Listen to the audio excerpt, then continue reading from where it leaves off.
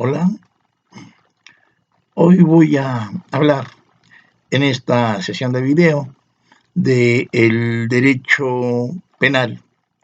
propio de una de las asignaturas de la carrera de licenciatura en Derecho. Para este efecto, pues hay diversos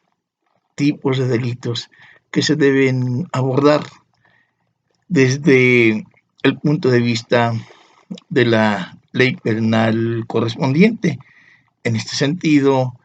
pues se deben abordar de manera muy concreta desde el punto de vista de lo que nos va marcando como pautas la teoría del delito. No basta decir en este particular que existen en nuestro país particularmente 32 códigos penales,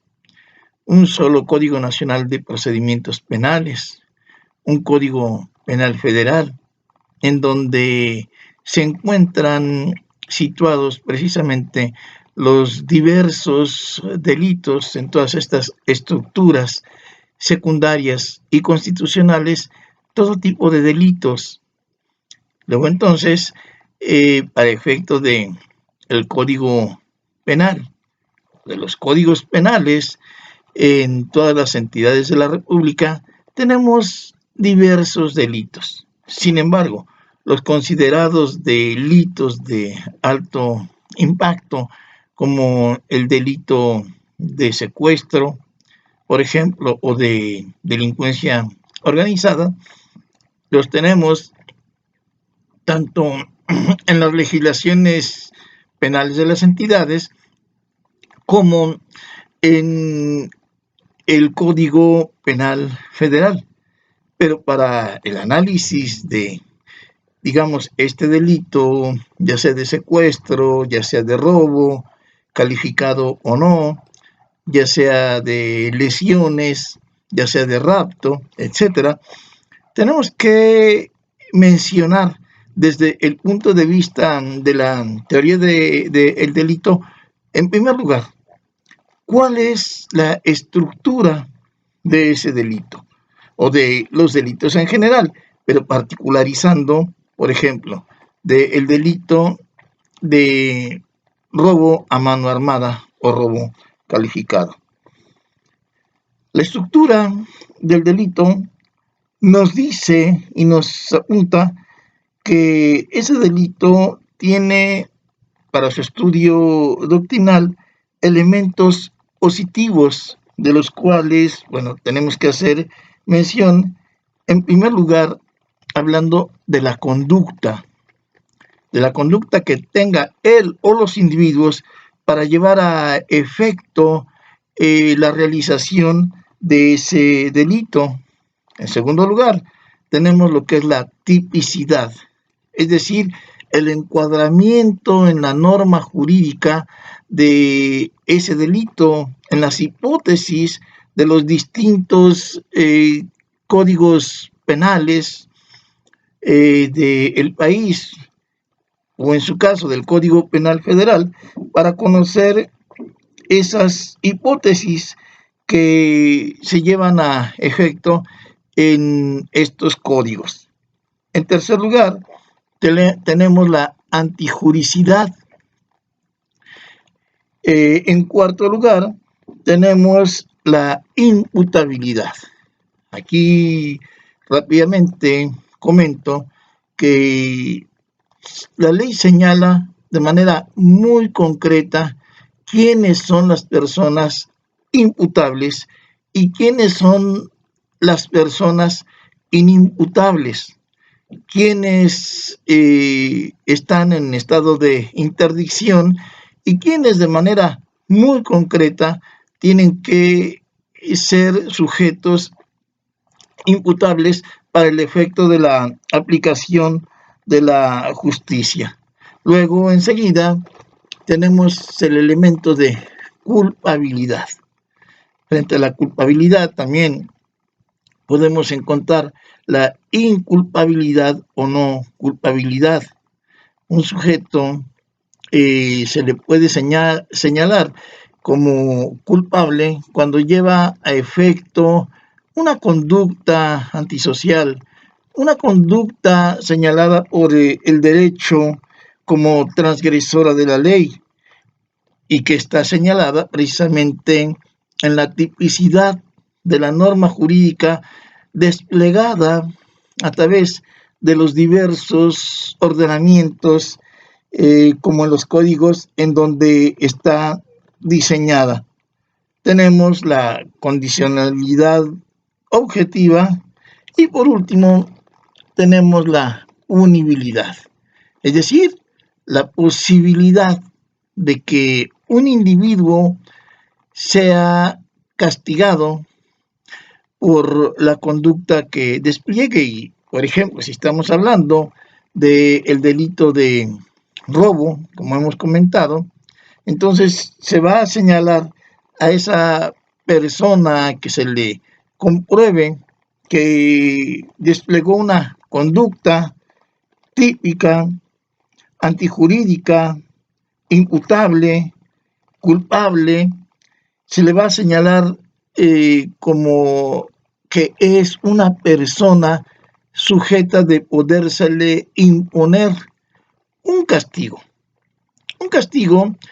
a nombre de la sociedad a la que está ofendiendo, a nombre de la sociedad en la que está alterando la normatividad jurídica. En este particular, ese individuo reúne estos elementos de la estructura del delito, estos elementos positivos que estará teniendo en cuenta y tomando en cuenta el órgano jurisdiccional correspondiente para la aplicación de manera concreta de la punibilidad a la que se haya hecho acreedor, por reunir los elementos precisamente de la conducta, de la tipicidad, de la antijuricidad, de la imputabilidad, de la culpabilidad, y entonces ese individuo será llevado a efecto a un proceso correspondiente en el nuevo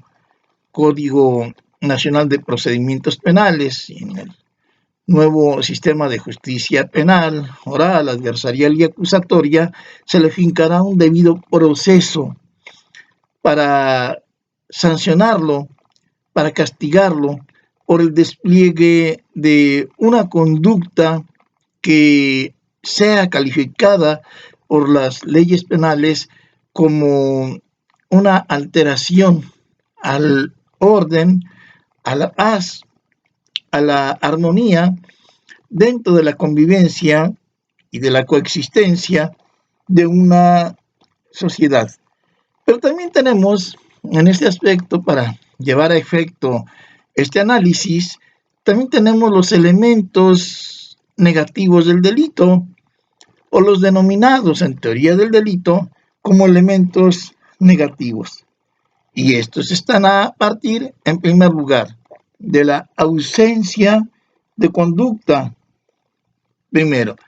Segundo, de la ausencia de tipo.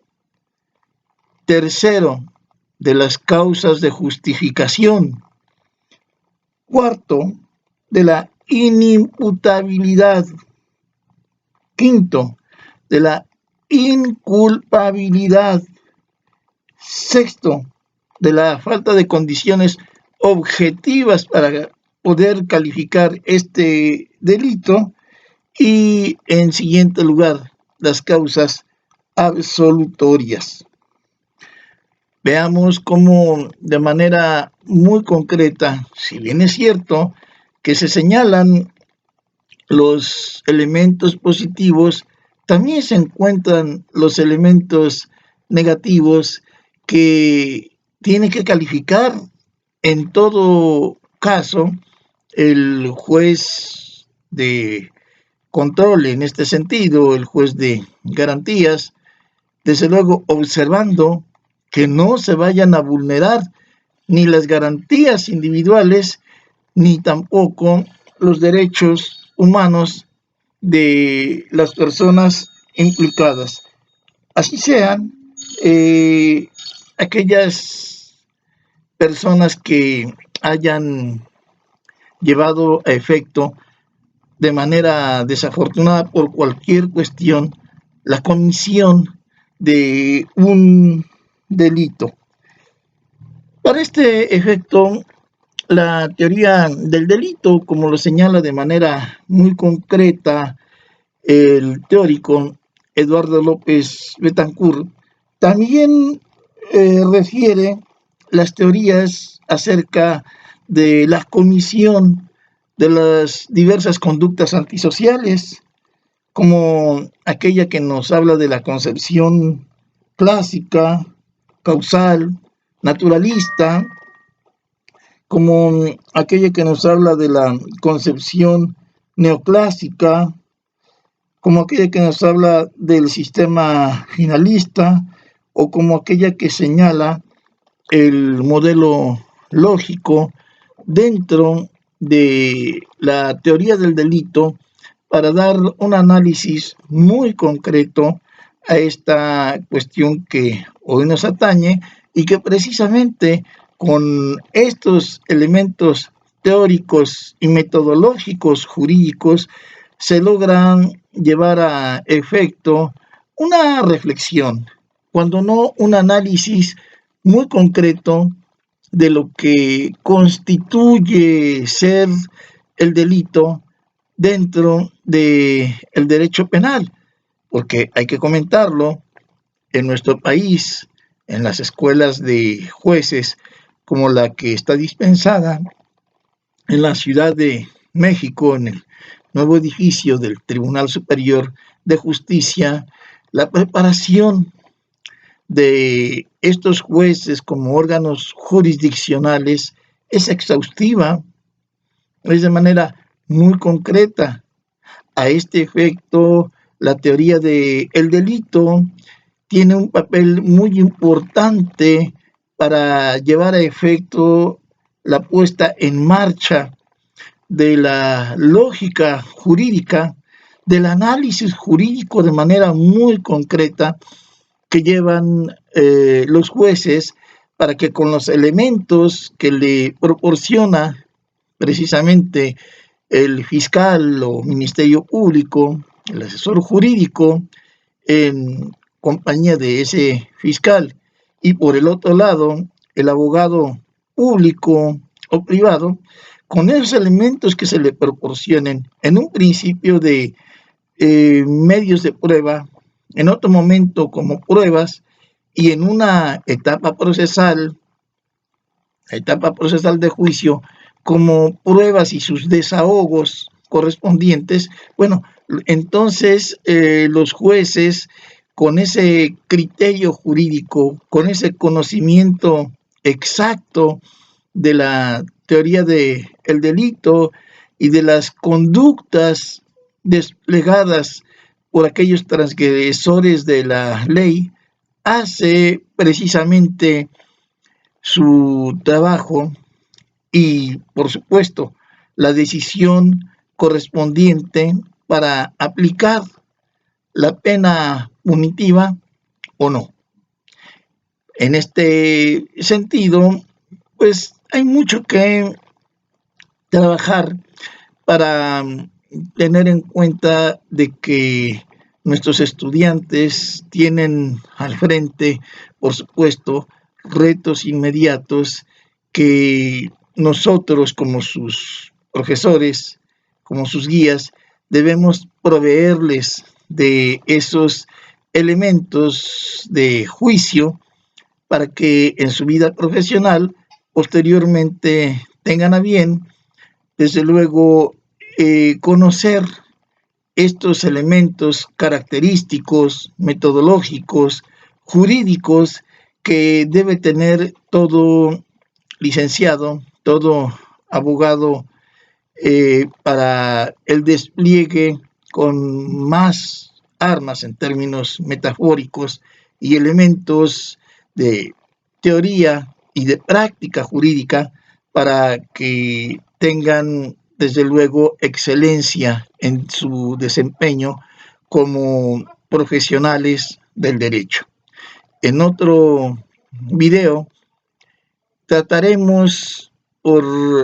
separado cada uno de estos elementos, llevándolo al análisis por separado para encontrar de mejor manera este cuestionamiento respecto al derecho penal. Por el momento es todo y muchas gracias.